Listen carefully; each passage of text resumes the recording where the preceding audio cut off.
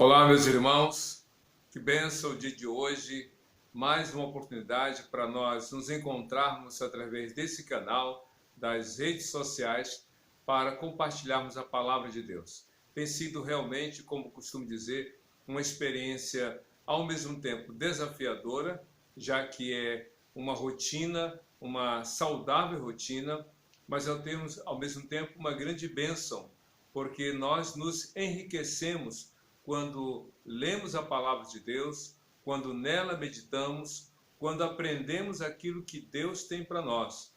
Não há outro meio de Deus falar ao nosso coração se não for legitimado pela palavra.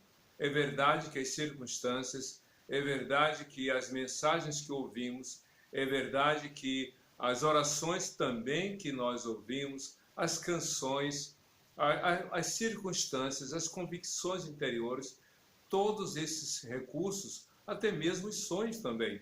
Eu creio que Deus usa de todos os meios para falar ao nosso coração. Mas uma coisa é verdadeira: o filtro, né, é a palavra. De qualquer outro modo que Deus faça com que a sua palavra chegue ao meu coração, tem que passar pelo crivo, pela peneira da palavra de Deus. Você já viu aqueles pedreiros, aqueles funcionários trabalhando para embolsar uma parede, para construir uma casa ou um prédio? Eles colocam aquelas peneiras que ficam inclinadas no chão e então eles pegam aquela terra cheia de impurezas, cheia de galhos, de pedras, e eles jogam aquela terra com a pá contra aquela peneira que está inclinada, e aí eles vão jogando e o que eles jogam bate na peneira e só passa o que é útil para a obra. O que é cascalho, resto de pedra, tocos, raízes, gramas, o que não passa pela peneira, eles jogam fora. Só usa na obra, só leva para a construção o que passa pela peneira. Então, meu querido, não deixe ficar no seu coração aquilo que não passa pelo crivo da palavra de Deus. Ouça tudo, veja tudo que for edificante ou que você entenda ser bom para você, mas com muito cuidado, com muito zelo, com muita direção de Deus. Diga: Deus, isso vem do Senhor. Se Deus confirmar pela palavra, guarde no seu coração. Se não, jogue fora. Foi isso que Paulo fez, né? E ele orientou que a gente tem que ouvir de tudo, mas reter o que é bom. E em outra carta ele fala que temos que provar os espíritos, ou seja, checar se aquilo que está sendo dito, feito, falado, realmente passa pela palavra de Deus. Em última instância, a palavra de Deus é a resposta do Senhor para a sua, para a minha, para a nossa vida. E nos Salmos, que são um total de 150, temos aprendido o que Deus quer para nós. E o Salmo 17, que também foi escrito por Davi, segundo alguns estudiosos, Davi escreveu 73 salmos, 72 ou 73 salmos. Os salmos são 150 no seu total. Ele escreveu quase a metade de todos os salmos. Não é à toa que ele é chamado como o rei salmista. E aí uma peculiaridade que eu acho muito interessante em Davi: ele era rei, tinha muitas responsabilidades, teve muitas batalhas, muitas guerras ele enfrentou, mas ele teve tempo para compor e para cantar os salmos. Isso quer dizer que tudo é importante, mas o essencial é a vida com Deus.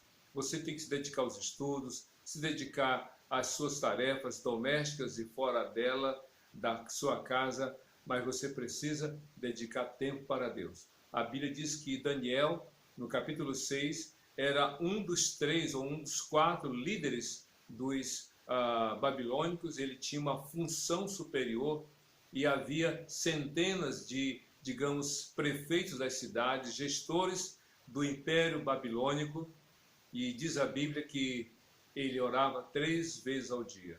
Então, dedique seu tempo ao Senhor.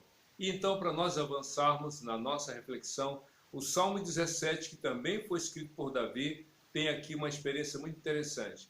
O que temos que aprender nesse Salmo, que tem mais ou menos 15 versículos? que Deus tem para nós, para você e para mim, para nós aprendermos? Algumas coisas relevantes. A primeira delas que aqui vejo é um pedido por uma ação de Deus na vida dele. Davi começa aqui no Salmo 17, verso 1.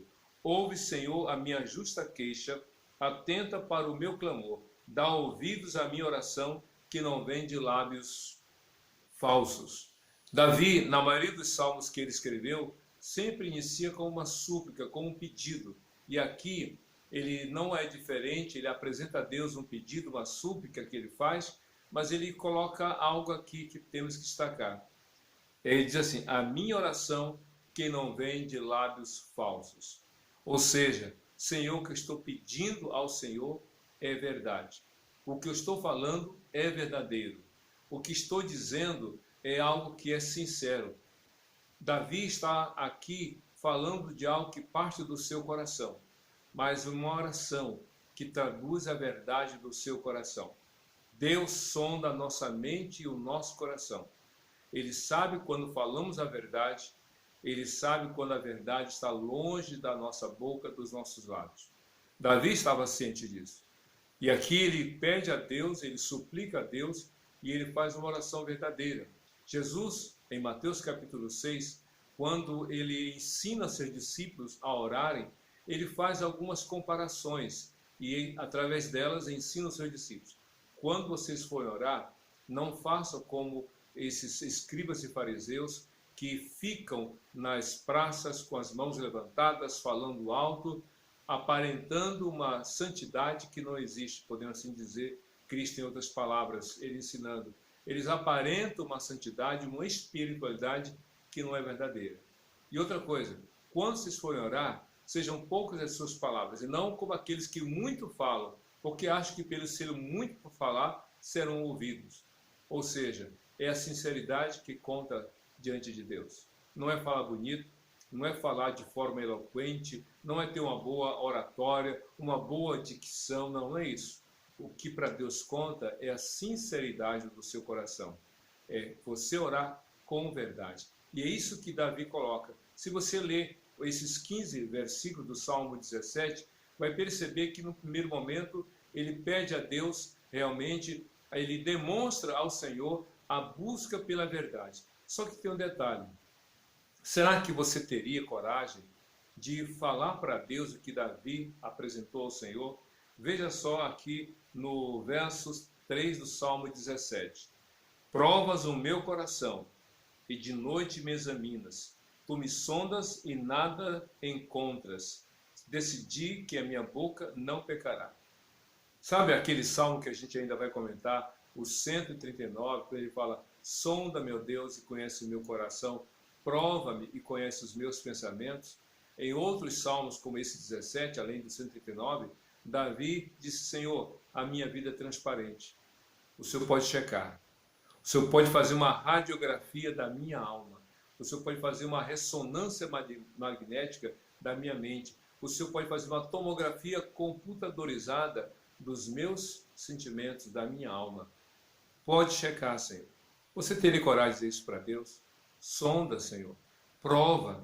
Vê tudo na minha vida. De fato, Deus vê. Mas é interessante que, embora esteja ciente do poder de Deus de ver tudo, Davi humildemente fala: Senhor, veja a minha vida.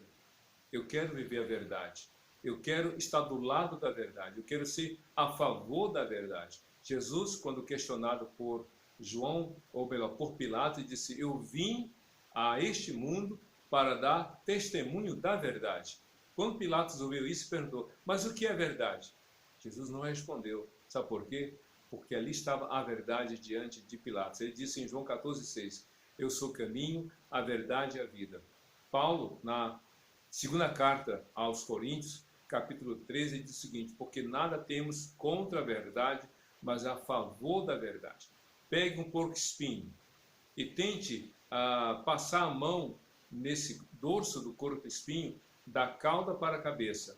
Você vai se espetar, vai se machucar. Mas se você passar a mão sobre o porco-espinho, da cabeça para a cauda, você não vai se machucar. Eu fiz isso quando eu fui a Manaus, lá no Amazonas, no ano 2000. Eu estive com alguns animais e passei a mão sobre um porco-espinho. E realmente é isso. Se você vai da cauda para a cabeça, você se machuca, porque você vai no sentido contrário dos espinhos. Mas se for da cabeça para a cauda, você não se espeta, porque você está no sentido favorável. Então, Davi diz: Senhor, eu quero estar do lado da verdade, eu quero viver a verdade. Mas além de dar esse destaque pela verdade, Davi também, nesse salmo, fala sobre o amor de Deus. Ele suplica pelo amor de Deus. No verso 7 do Salmo 17 diz assim: mostra a maravilha do teu amor, tu que com a tua mão direita salvas os que em ti buscam proteção contra aqueles que os ameaçam. Mostra o teu amor. É impressionante porque algumas pessoas têm uma visão apenas restrita de Deus no Velho Testamento. Por quê? Porque as pessoas veem, quando leem a Bíblia, muitas guerras, muitas batalhas, gente morrendo, vingança, destruição total. E aí elas passam a ter um olhar de Deus a partir das experiências dos personagens do Velho Testamento. Para algumas pessoas, o Deus do Velho Testamento é um Deus irado, é um Deus vingativo, é um Deus que persegue, que mata, que destrói. Não é bem assim. Esse é apenas um dos aspectos da história dos hebreus. E cada ato, cada batalha, cada guerra tinha um propósito específico. Mas ao longo de todo o Novo Velho Testamento, a gente vê Deus sendo revelado ou se revelando como Pai de amor, de graça e bondade. Até mesmo Jesus, em Marcos capítulo 12, quando questionado qual era o maior de todos os mandamentos, ele disse: o maior de todos os mandamentos, citando Deuteronômio, ouve Israel, o Senhor nosso Deus é o único Senhor. Amarás, pois, ao seu teu Deus de todo o teu coração, de toda a tua alma, de todo o teu entendimento. E o segundo maior mandamento é este: e amarás ao próximo como a ti mesmo. E Cristo citou esse segundo mandamento como maior em relação a todos os demais, tirando o primeiro naturalmente, está no livro de Levíticos. Ou seja, o amor de Deus se manifesta em todos os momentos. Agora o olhar é de cada um. E Davi vivenciou o amor de Deus, mas ele pede: Senhor, que o Senhor venha mostrar as maravilhas do amor, do teu amor. E não há prova maior do amor de Deus por você, por mim, por todos nós, a não ser em Jesus. Em Romanos capítulo 5, versículo 8, a Bíblia diz: mas Deus dá prova do seu amor para conosco, pelo fato de ter Cristo morrido por nós, quando nós ainda éramos pecadores. Você pode enxergar o amor de Deus? O amor de Deus não é evitar sofrimento. O amor de Deus não é evitar a dor. O amor de Deus é o Pai de amor, que é o próprio Senhor, está presente em nosso momento de dor e de sofrimento. Você pode crer no amor de Deus estando no hospital.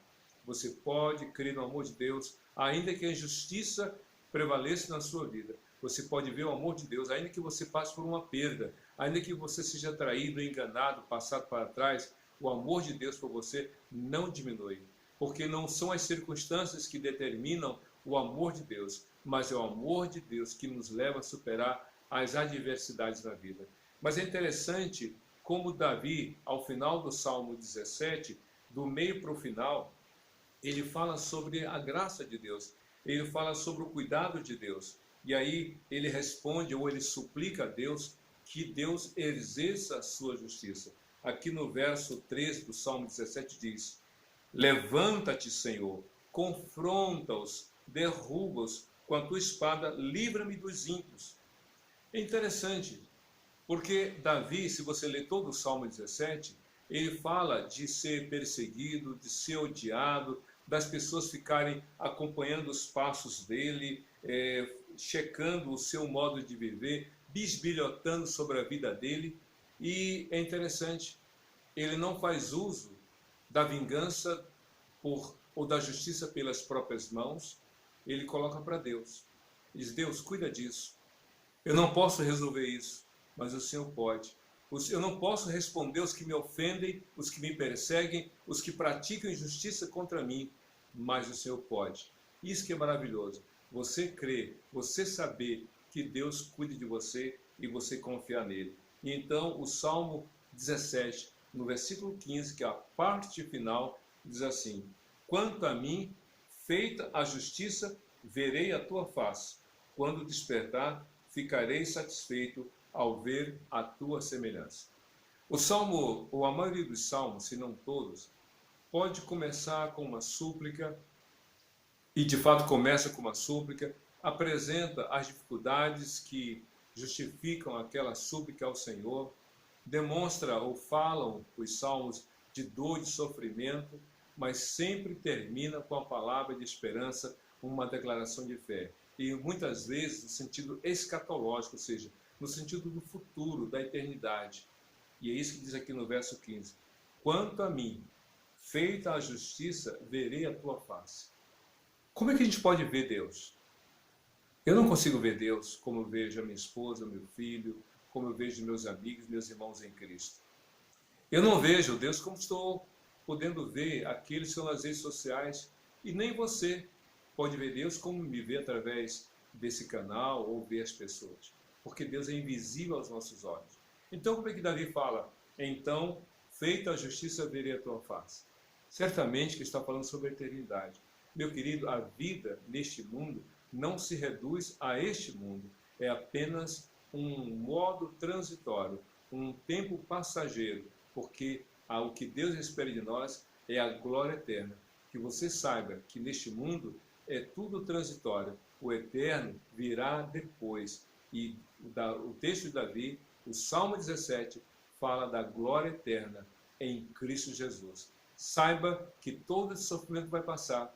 Confie em Deus, porque Deus ama realmente e demonstra esse amor por cada um de nós em Cristo Jesus. Confie nele. É isso que eu desejo a você, a sua alegria, a sua paz e a sua salvação em Cristo Jesus, porque de fato Jesus é o Senhor e Salvador de todo aquele que nele crê. Deus te abençoe. Amém.